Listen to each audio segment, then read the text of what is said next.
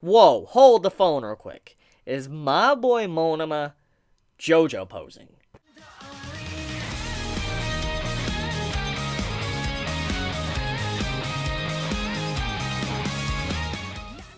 After a week and a half to 2 weeks almost of waiting, we finally have a new chapter of My Hero Academia. And with it, it gives us 13 pages. And I want to be honest, this was quite a quick read. I read this chapter in a couple of minutes, and some of you might have read it a lot quicker than me, but obviously I reread it quite a few times because there is a lot of good content within this chapter. Even though it's short, there's a lot that I need to discuss, and I can see many just diving in, dissecting this entire chapter, analyzing it, and figuring out what could potentially be going on here. It's an incredibly important chapter. Probably, once again, one of the most important chapters of the series for, characters that were introduced throughout the series, but also for whatever One For All really is, which I'll get into that in a moment. But I want to talk about Shinzo. My boy Shinzo has reappeared and is now once again relevant in the manga of My Hero Academia. As someone that loves Shinzo, I loved it when he was first introduced, and I always loved his quirk, brainwashing. I was very excited to see how this chapter ended. Like, I saw him pop up already in the middle portion of the chapter with Aizawa, and I was like, okay, we have another, just appearance of Shinzo, and, this is probably going to be the last time we're going to see him for a while. But then, that final panel of the chapter happens, and I'm like, yo, what? Am I legit getting this? Am I getting my boy Shinzo, participating between Class 1A and Class B? They're going up against each other, and he's going to be in the middle of this? Yo, Horikoshi, you're giving so many gifts right now. I'm getting to see more Class B, and then I'm getting Class A against them, and then now Shinzo added in. I'm like, this is some quality stuff right here. I'm pretty happy with where this arc is already going. But let's get back into Shinzo. So Shinzo, he is relevant once again. Now, to kind of quickly give a description on Shinzo to remind everybody, because it has been a long time. I mean, he was introduced in Season 2 of the anime and around chapter 23 or so of the manga. That's a long time. I mean, we're almost to chapter 200 of My Hero Academia, so that's quite a few years under our belt of, My Hero Academia fans. If you're just a manga reader at that, that's a long time ago. I mean, yes, he has popped up here and there throughout the journey for, quick little panels, but overall, we haven't really had, any dialogue from him, straight-on dialogue and some progression with his character for a while, and so, obviously, some might forget about his character, so let me quickly get into that to kind of remind all of you what happened in the past. Now, I know some of you might not care about this, but it is relevant for what I'm going to be getting into about Shinzo's character, but also what that final panel actually means for him going forward throughout this arc. So, number one, Shinzo, he was someone that never got to make it into the hero course. As we remember, he was someone that took the entrance exam just like Izuku, that everybody had to take at the beginning of the series, fighting the robots and stuff, or even saving someone, and that's how Izuku got in. He managed to save someone, he got the rescue points, and that's how he managed to pass in the first place and get into UA. However, when you look at the entrance exam, it was very obvious that the entrance exam wasn't suited for every single person. And honestly, there's a lot of questions to how certain characters a part of Class A even passed in the first place. I mean, when we think about someone like Invisible Girl and all that, how the hell did Toru, how did she even manage to pass, the entrance exam? Or how did someone like Mineta pass the, entrance exam? There's a lot of, mysteries. But regardless of that, we knew for a very long time that the entrance exam was rigged. It was something that did not fulfill the requirements for all individuals with all sorts of quirks. For instance, someone like Aizawa, he is someone that wouldn't be able to pass the entrance exam. Even though he's obviously incredibly strong for just someone without a strength-enhancing quirk, he obviously has the cards stacked against him. If he was a kid, he had to do the entrance exam and all that, fight those robots, he might not have passed, because remember, his quirk, it only allows him to erase the quirks of individuals, just, while looking at them. And obviously, since robots, they don't have quirks, his quirk won't work at all. So, the entrance exam was automatically rigged against people like Aizawa, which explains why in the match between Izuku versus Shinzo, he even mentioned he did not like how the entrance exam was handled in the first place, how it didn't meet the requirements of certain individuals and it worked against him. And so people that could obviously be great heroes, have great passion and all that for the job, would never be able to make it just because of how bad the exam was. So obviously because of that, Shinzo never got to be a hero because of how his quirk was brainwashing. He was someone that, the way his quirk works, someone have to verbally talk to him, say like, hey, what's up? And he can brainwash you and tell you to do whatever. For instance, walk off the ring and, say I give up or something. Kind of what Izuku was about to do when he first encountered Shinzo. So his quirk is not suited for the entrance exam, which is why he did not end up becoming a part of the hero course. So now he's trying to get back into it and do his own work to try to get into it without the entrance exam, which obviously that's what Aizawa's been doing. He's been prepping him for this very moment. So that's what makes him so relevant right now, is because once again, this shows another flaw in the hero system. Gentle is a very recent example, and then the stuff that happened to Shigaraki, another example, and now Shinzo, he's another example. They all have their own examples of how hero society has failed them and caused it to where they couldn't get the proper justice that they needed. Shinzo easily could have became a villain. His quirk, as he's always stated since he was younger, and even when he was talking to Izuku, many looked at him as if he could potentially be a great villain because he has a brainwashing quirk. When you think of brainwashing, you think of a villain. You think of the Purple Man and all that from Marvel. That's what I think of, from Jessica Jones and all that. So, obviously, his quirk is more suited for villain stuff. Like, hey, go in there, get me some money from the cash register. That's what he could easily do or something. And so, obviously, many would look at him as if he could easily be a villain. So he always had this stigma about him to where kind of like society was against him or people were against him because he was just very creepy with his quirk. And then on top of that, because of, how the, entrance exam was, he couldn't get into it. So he's always had, life set against him, or the hero society has always been set against him to where he couldn't accomplish anything. And that shows right here how relevant it is and how society failed him and how he didn't become a villain. Similar to what happened to Gentle or Shigaraki, he didn't become that. He still decided to stick true to his ideals, not fall, and try to become a hero, which is what he's obviously doing right now. Now that he's trying to enter the hero course, what is before him? What is he trying to do, and how could he potentially become a hero? Well, obviously, with his quirk, it's incredibly powerful. He can easily diffuse a situation, no matter how strong an individual is. Example, if he was able to talk to, let's say, All Might, and he was like, hey, All Might, I want you to just flee from this area and get as far away from here as you possibly can. Let's say if he was a villain, for instance, like if, Shinzo was a villain, he could say that to someone like All Might, make him just leave, and he can get away with anything. That's just how powerful his quirk is. And the opposite is true for villains. For instance, if he was to walk in on someone like Shigaraki or, Overhaul, he could have said something, they would say something to him. And obviously, someone like Overhaul, he would have said something to Shinzo. So, Shinzo easily could have manipulated Overhaul and, diffused the entire situation like that. Things could have been over very quickly, which means that Shinzo's quirk is incredibly powerful. OP, to be exact. There is some flaws which were mentioned in the past, which I'm going to get into, but his quirk is incredibly OP, and he's in a very similar situation as Aizawa. Aizawa, he makes it to where he puts a situation with a villain on even ground. He's able to, just use his physical strength to beat his opponent. Example, let's say he was to use his quirk on someone like Bakugo. He would then have an even fight where Bakugo couldn't use his quirk at all, and it would just be all about physical strength. And most of the time, people that use quirks and all that, or have quirks like Bakugo, Izuku, they rely on them a lot, and that's why typically Aizawa could usually win, is because they rely on nothing but their quirk. And when their quirk is gone, they really can't defend themselves well. Todoroki is a perfect example of this. So someone like Aizawa is incredibly powerful, but given this situation, it needs to be on even footing. And so he's all about physical strength and his own endurance and build-up that he's worked over the years to build up his own strength.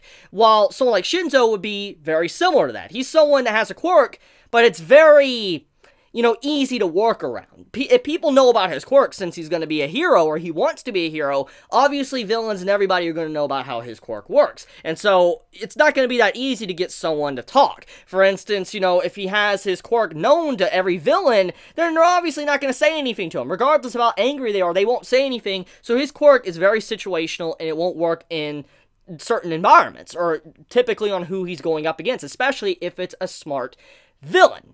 But then, this gets into what the new design of his costume is about. So, it's very apparent with, obviously, his weaknesses to his quirk, which is not just to the voice or people being aware of it, but also if any form of physical contact happens, we don't know exactly how much, but if any physical contact happens with someone that's been brainwashed, they'll snap out of it as well, which we saw from Izuku in the past. He woke up when he broke his fingers using One For All, and that's how he was able to defeat Shinzo in the first place. So we do know physical contact also gets people out from brainwashing. Like I said, we just don't know to what extent. We've seen a very extreme extent, but also something very light. For instance, a shoulder bump, and, we also had a character wake up in the past as well. So, we know that there is some variable there when it comes to physical contact as well. But regardless, though, let's get back into the main point, just getting his quirk to activate in the first place. This is a big hill to overcome, or mountain that Shinzo has to overcome to want to become a hero. See, Shinzo right now, with his costume, if you look at it, looks like some form of type of headphones or whatever, and like maybe speaker box going on there, and I think I have a good idea what that's going to be used for. Number one, obviously when it comes to Shinzo, he has to use his voice. He needs to be able to use his voice to get someone to reply to him, for then he could brainwash them. So in this case, he needs to have some form of guard or protector on his throat, because if his throat's crushed or ruined, or let's say he has like some form of strip throat or whatever, he's not going to be able to use his quirk properly. And so, he has to, take care of his vocal cords, his throat, and all of that, and most likely the guard around his entire neck is a brace to protect him. But then there's probably other examples of why this is helpful too. Number two, most likely he has some form of voice changer attached to this new headgear he has on. Let me explain that one. Now, as I've already said, Shinzo has the cards stacked against him. Everything is against him right now, because once his quirk gets out there, villains are not going to answer him. Well, that's not the same argument if he's able to change his voice. For instance, if he has a voice changer, and let's say he could change his voice into someone like All Might, Izuku, Overhaul, Shigaraki, like he has a voice changer that can change the voice or whatever, then he could easily get someone to reply to him. Like if he sneaks up on someone, like, okay, example, he sneaks up on Overhaul, okay? And, somehow Shinzo has the voice of one of Overhaul's men, he could change into that voice, and then he talks to Overhaul while he's behind Overhaul. Overhaul turns around to reply, Shinzo takes control over him. That's how a voice changer could be very helpful to Shinzo. So most likely that brace around his neck might be a voice changer, but also might be some form of headphones as well to be able to hear someone. Because remember, he has to verbally hear the reply. So I'm assuming if he doesn't kind of hear it, then most likely he won't be able to activate his quirk. That could be a flaw. We don't really know. So he might have some form of headphones to be able to pick up on something if they're replying to him, and then he can use that to brainwash them, because you do see some form of pair of headphones or something. So he might have some form of speaker to increase his voice so people can hear it better. He might have a voice changer, some form of headphones. Overall, we have it where Shinzo, he has a quirk that could easily be powerful, but it really depends on how he uses it, and that's most likely what Aizawa's been doing, trying to help this man out, because Aizawa seems someone that's in a very similar spot as he is. Because remember, at one point in time, Aizawa, he was trying to be a hero, and he probably had the Hero Society stacked against him. He couldn't really, get into it because it wasn't that easy with a quirk like his. So, that's probably why he feels, so attached to Shinzo to help him out, is because he sees himself within Shinzo. So, that's the importance of the ending part of this chapter. Sorry I went on a little bit long, but it was incredibly important because this going forward might be very vital for figuring out who the traitor is in UA. Because remember, if Shinzo controls people, he might be able to get answers out of them and figure out who's the traitor. So, that could happen. Maybe that is the reason why Aizawa was so determined to train this man to also help out in their investigation for whoever the traitor is. Think about that. Now, let's get into One For All and what is happening for that. So, as I've already talked about in my last chapter review, we don't really know what that vision was, or the dream sequence was going on within Izuku. We don't know if it was the mutation of his quirk. We don't know if this is something that's always been going on, but just All Might never experienced it for whatever reason, or he didn't need it because he didn't need to interact with any of them because he already had full, 100%, One For All, or, maybe, there's something else. Maybe All Might just wasn't accepted by them and they never wanted to talk to him. You know, there's many things I touched on in my, you know, previous video talking about what was going on with, you know, Izuku talking with the first user of One For All, the original. But the more I look at this chapter, the more and more I think that it's a mutation, but also an extension, something that hasn't really been seen before in the My Hero Academia verse. Let's get into that. So, it's very apparent if All Might isn't lying in this chapter, which I do think he's lying about some things, which I will get into, but if he's not completely downright lying, then this is the first time that, you know, One For All, or the people within inside of Izuku, the people that were the original users, has ever spoke to the current user. So if this truly is the first time, then this is obviously a mutation of the quirk. That's what it is. And if it's not a mutation of the quirk, it's because Izuku already had a quirk. Now, like I've already said, I'm not the biggest fan of that one. If Izuku does, I'm willing to go with it depending on how it's explained.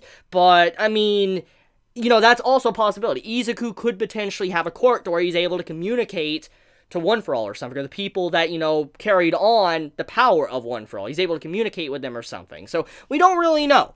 But it's very apparent that this most likely is a mutation. Now, what does this necessarily mean going forward? Obviously, this means that One For All is completely different from the previous user, so we don't really know. We're going into unknown territory. Nobody really knows what to expect or what new capabilities or restrictions even that One For All is going to have. It could be the reason why Izuku is struggling so much to be able to gain 100% One For All, is because now there could be new restrictions attached to One For All. And I have a theory on the reason why that could be. Now, you remember, in the last chapter review I did, I talked about how this entire, like, dream sequence was very similar to, like, Avatar. You have it to where Izuku was talking to the previous users. It's kind of similar to what was going on in Avatar. And that is probably still the case. And it could be the reason why Izuku hasn't achieved 100% is because he has to gain favor, or at the very least train with the individuals that once had One For All. So that's possibly the case, and why it's so hard for Izuku to gain more percentage. Now here's another thing. I feel like what's happening here is that One For All is gaining a will of its own. See, if you look at the dialogue from the flashback we got within this chapter, when All Might was thinking of Nana, and when Nana was talking about how, you know, the quirk doesn't just stockpile power, but it also just, you know, it carries on the will and everything of what people want to be throughout the generations, then that's technically what could be going on here. One For All, after so many generations, and, you know, being within so many people, it's mutated and gained its own will, its own consciousness inside of Izuku, which would explain why Izuku was able to get out of the mind manipulation or brainwashing from Shinzo. Now, as a reminder, remember, Izuku broke out of Shinzo's brainwashing because he broke his fingers. And if you look at the dialogue after that little event, Shinzo's completely confused. He's like, whoa, how'd you do that? How'd you break out of this and all that? Because obviously he's never seen something like that before. It's something new. He's never seen someone legit break out of his brainwashing, unless, you know, it was an accident and they bumped in or something. So, you know, it just doesn't make sense for Izuku to be able to will himself out of it. But remember, in that moment, I'll probably have a picture on screen, Izuku looked down a hallway where All Might was, but then he saw visions of all of the previous users of One For All. And in that moment, Izuku woke up and he broke his fingers. Now, Izuku did the finger breaking. He broke his fingers, but he was snapped out of it thanks to the previous users, which once again would fit in with what I was just talking about. If One For All has its own will, its ideals, so to say, then obviously it has its own consciousness, which means it interacted with Izuku, yelled at him, woke him up, and then he was able to break out of what Shinzo was doing. So that is what I think is going on here, is that One For All has a will. If we go along with also with what Nana was saying, is that, you know, it carries on their passion, their ideals, and all of that, that's probably the case. So yeah, very interesting, and I do wonder if that is where Horikoshi's going to take it, or if it's going to be something else that I'm not even thinking of. But right now, that's my headcanon. That's what I think's going on. That's what I think is happening within Izuku, but also One for All, is that's gained a will, and that is why, this is completely new to All Might as well. Now, let's get into All Might potentially hiding some information. Yes, he's obviously hiding information. Maybe not about, the potential possibility of this being the first time it's ever happened, but he's definitely hiding something. Let's look at the dialogue bubbles between All Might and Izuku. Izuku talks about how All Might was very different compared to everyone else. He was very fiery, like he looked like a burning torch. And Izuku's like, I guess it's because you're a new user, that's why you look like that, you're brand new. That's what Izuku said, which makes sense. That's what many of us were thinking of, or thinking about when we saw the last chapter. Like, that would make sense. But then, we also knew that All Might was completely out of order as well. He was, completely out of order compared to the other users of One for All. Nana was closer, but All Might was further back. And then you had two shadowy users way far in the back that, Izuku couldn't see. Which is very odd. It was weird. You're like, why is that? What makes them so different from the others? And I talked about how maybe the reason why Izuku can't see them is because maybe he's not aligned with them. Like, if it's an avatar-like state, and if One for All does have, a will of its own, maybe they're just not wanting to show themselves because Izuku's not in line with their thought process, their wills, their ideals, and they just don't want to show it because he's not ready or he's not worthy yet. They haven't warmed up to him. That's if it has a will of its own, or even if it does have a will of its own, maybe the other users of One for All are blocking Izuku's vision from seeing them because maybe there's a secret within One for All that we don't know about and we're eventually going to find out about. What if those two individuals at one point in time were villains, for all we know? We really have no idea. And also, someone brought up a very good point, too, that one of the shadowed out people could potentially be All for One, for all we know. Think about it. I mean, he technically did have the quirk and then gave it over to the original user, his little brother, so when you think about it, maybe that also is it. But then, if that truly is the case, then that would mean that the shadowy figures represent someone that is still alive. And the fire also represents someone that's alive. But what's the difference? Why are two shadowed and why is one completely fired? Does it mean it was the previous user? But then what is the two shadowed? But let's talk about the combo between All Might and Izuku.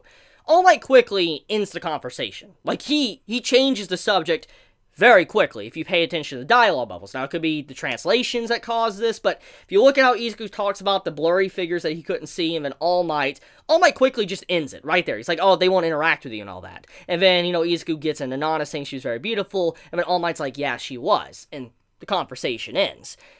It's very apparent All Might is hiding something, or he doesn't want to talk to Izuku about it. Because if All Might has seen visions before, and he's never been able to, interact with them, he might know who those two individuals are, and maybe that's why he's not saying anything, because he doesn't feel like Izuku's ready to tackle it, or see it for himself. Who knows? But I believe that All Might is hiding information on them. But the question is, why? Especially when he's trying to be a teacher. I really love the scene with Bakugo when Izuku is flattering him. He's like, oh, you got a new outfit, it looks really nice, and Bakugo just starts biting the manga panel. It's great. I was laughing. That just leave it to Bakugo to break the fourth wall. And then we have Toru that also is showing off her new outfit, or lack of outfit. And there was something brought up within this chapter that is actually very relevant. You see, with someone like Toru that technically doesn't have a hero costume. I mean, it's obvious to fill in the blanks what she's been doing throughout this entire series, with just only having gloves and shoes on. But I mean, for her not to have a hero costume, and they're even mentioning that, aren't you cold? She definitely has a big weakness.